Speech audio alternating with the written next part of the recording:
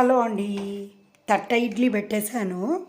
అందులోకి చట్నీ కోసం వెరైటీగా ఉంటుందని పల్లీలు 2 స్పూన్లు, తెల్ల నువ్వులు 2 స్పూన్లు, మినపప్పు 2 స్పూన్లు, శనగపప్పు 2 స్పూన్లు, ఆవాలు 1/2 స్పూను, మెంతులు 1/2 స్పూను, జీలకర్ర 1/2 స్పూను, 5-6 వెల్లుల్లి రెబ్బలు చూసారా, వెల్లుల్లి, కొద్దిగా చింతపండు అన్నీ వేసి ఇలా ఎండుమిర్చి ఒక 10-15 మన కారానికి తగినట్లు, కొద్దిగా ఇంగువ వేసాను, పౌడర్ ఇంగువ.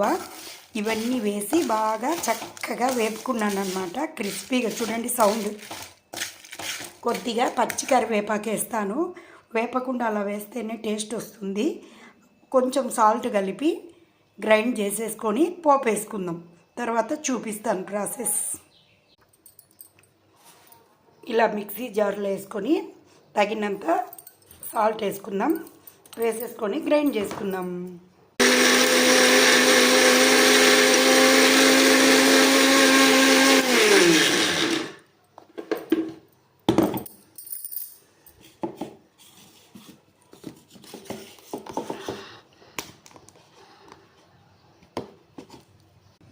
ఈ విధంగా పొడిలాగా కొట్టేసుకున్న తర్వాత ఇదే పెనంలో ఇంగు ఉంటుంది కదా, అందుకు ఇందులోనే వాటర్ వేసి మొత్తం ఇందులో వేసేసుకొని మళ్ళీ మెత్తగా కొట్టేసుకుందాం. చూసారు కదా, ఈ విధంగా మెత్తగా నున్నగా ఇలా పేస్ట్ లాగా చేసేసుకోవాలి. అబ్బా, ఘాటు ఘాటుగా కమ్మగా ఉంది. నువ్వులు వేసాం కదా, కొద్దిగా ఉప్పు తక్కువ ఉంది. ఇప్పుడు దీన్ని పోపు వేసుకుందాం. నేను పోపు వెన్నతో వేసుకుంటున్నా, ఎందుకంటే కమ్మగా ఉంటుంది.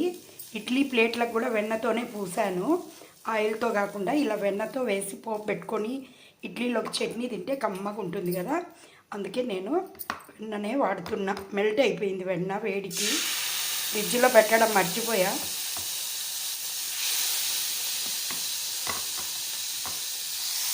ఇలా బటర్తో పోపు వేసుకుంటే కమ్మగా ఉంటుంది.